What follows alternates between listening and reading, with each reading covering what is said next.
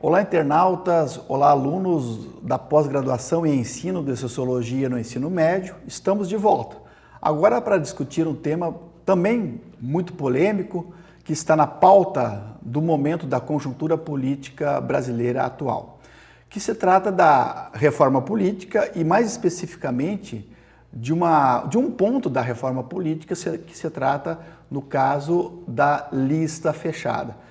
Todo mundo sabe que nesse momento que nós estamos vivendo, o cenário político, há um descrédito muito grande com a imagem, na verdade, do político no Brasil.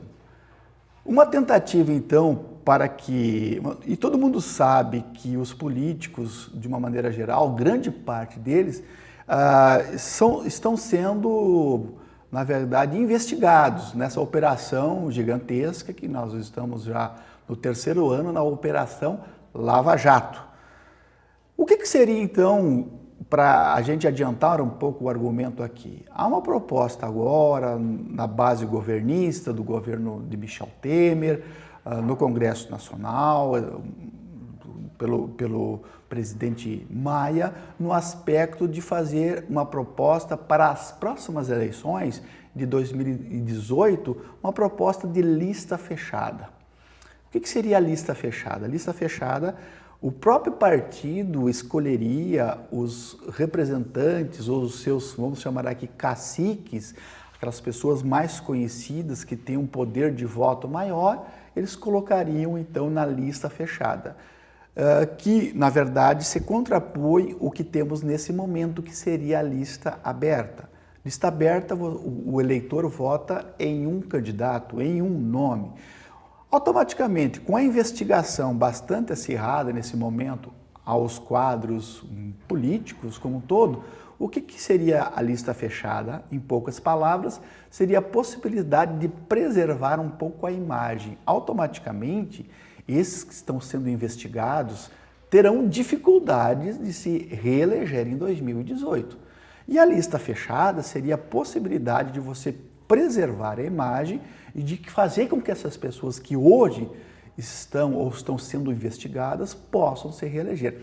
Então, mais uma manobra que o governo que se coloca para nós para preservar essa imagem. Até que certo ponto, até quando nós vamos aceitar esses desmandos da classe política em relação a nós que somos eleitores. Então, nós temos que colocar o debate, nós temos que discutir. Mas voltando um pouquinho, a questão da reforma política. Olha, esse tema da reforma política não é de agora. Nós temos automaticamente 2 décadas que é colocada em pauta essa discussão, principalmente em tempos de crise das instituições políticas, né? É um tema, na verdade, não há nenhuma novidade e a gente se pergunta, mas qual a reforma política? Quem vai fazer a reforma política? Quem vai ser, na verdade, feita por quem e para quem? Do jeito que ela está sendo pensada nas últimas décadas, nós não podemos concordar com o tipo de reforma política feita por políticos. Uma real reforma política deverá ser feita um debate amplo com todos os segmentos sociais. Sindicatos, cooperativas, ONGs, igrejas, OAB, todas as instituições deverão opinar e discutir o que é uma reforma política e o que ela vai tratar.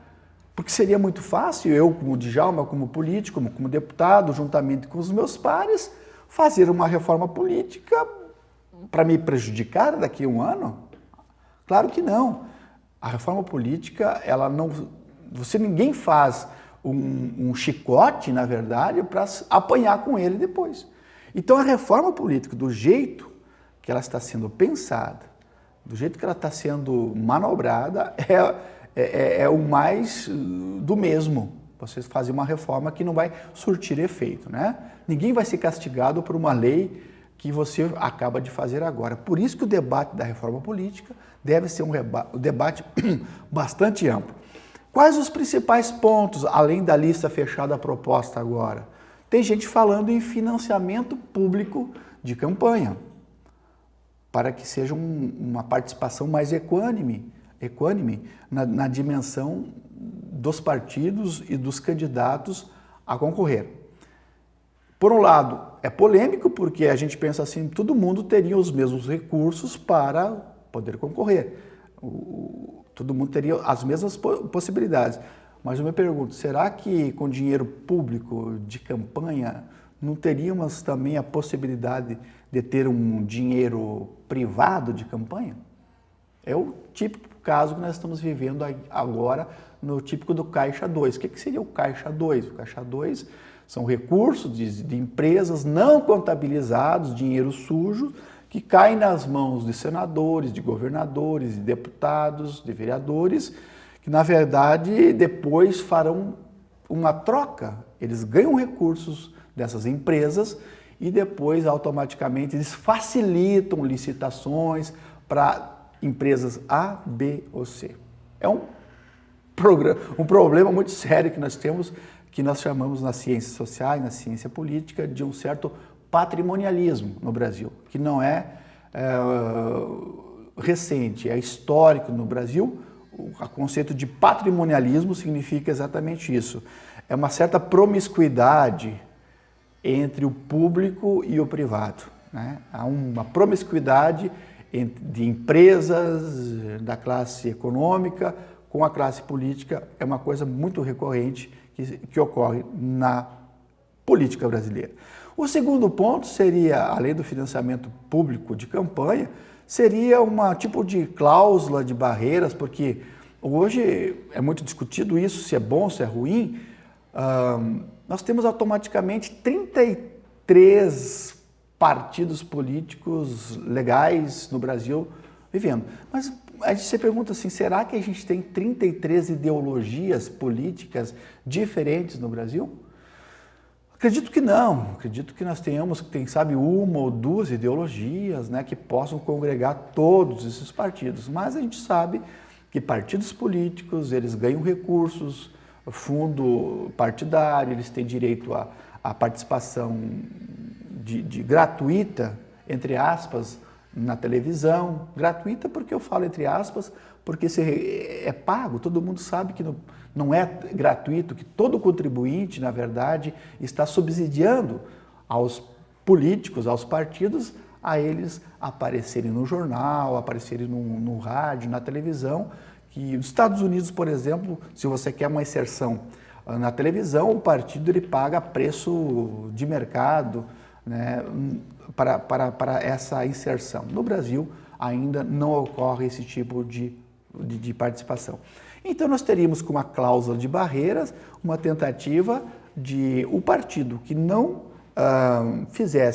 somasse um determinado milhões de votos em 7 ou 8 estados e elegesse tantos deputados, ele estaria fora dessa dinâmica. Ele poderia existir, mas não participar do fundo de partidos, não participar nas mesas no Congresso Nacional, nas discussões, não ter voto. Então, poderia existir. Tem cientistas políticos que dizem que, na verdade, ajudaria no aspecto que nós terminaríamos aqueles partidos de aluguéis, na verdade, os partidos nanicos que estão aí só para serem beneficiados das grandes, sempre aliados onde existe o governo, né? Por outros cientistas dizem, não, mas os partidos pequenos, eles não interferem tanto, poderiam existir, que eles são a soma da representatividade, estão representando os interesses de grupos, então é um tema bastante polêmico. Outro tema que a reforma política poderia debater é essa questão da obrigatoriedade do voto. Tem gente que diz que suprime minha liberdade de votar. Outros dizem, não, mas nós estamos numa democracia muito frágil, incipiente, nós precisamos aprender a votar para que um dia talvez nós consigamos ter uma não obrigatoriedade do voto, né? É polêmico também. Voto distrital, voto misto, quer dizer, nós vamos votar apenas em candidatos da nossa região. Voto misto, então é outro tema polêmico. E por fim, então, essa lista fechada ou lista aberta que nós iniciamos, na verdade, esse debate. Essa proposta, então, como eu falei no início, Ela é apresentada nada mais hoje pelo Gilmar Mendes, que é um ministro do STF e também ministro do Tribunal Superior Eleitoral, do presidente Michel Temer, do Eunício Oliveira, que é do PMDB, do Rodrigo Maia, do DEM, do Aécio Neves. Então, a base governista está fechada na proposta de fazer lista fechada. Uma reforma, na verdade, que não é política como um todo, mas seria uma reforma eleitoral para 2018. Hoje o voto é em lista aberta, seria uma nova forma de eleger, então, a lista fechada, os vereadores, os deputados estaduais, federais. Mas eu pergunto assim, mas se a lista fechada passar em uma sociedade essencialmente machista, que é o Brasil, e essencialmente racista, que é o Brasil, nós vivemos uma pseudo-democracia racial. Eu pergunto, será que nas listas fechadas, qual é a participação da mulher? Até eu concordo com a lista fechada, desde que apresentaria um deputado, né, um candidato, um medalhão, um cacique, mas depois abriríamos obrigatoriamente para a participação da mulher. A terceira vaga é uma questão étnica, negro, indígena. A quarta vaga é uma questão de idade, jovens e assim por diante. Automaticamente nós teríamos uma nova tipo de participação. Mas do jeito que a coisa está estabelecida, eu já estou julgando e vendo que apareceria nas listas apenas a lista dos medalhões, a lista dos velhos caciques, aqueles velhos tradicionais da política. Então, no meu ponto de vista, a minha opinião é que a lista fechada não resolve o problema. Muito pelo contrário, ela protege aqueles candidatos que estão hoje sendo julgados, estão sendo investigados na Operação Lava Jato. Então, na verdade, para terminar, nesse momento, no meu ponto de vista, a reforma eleitoral proposta pelo governo da lista fechada não deixa de ser um casuísmo. O que é casuísmo? Você aprova um projeto agora para ser beneficiado logo depois. O debate está aberto, nós temos muito que discutir, muito que falar sobre os temas que estão, na verdade, ocorrendo no Brasil em termos de política. Um abraço a todos e espero encontrar vocês em breve.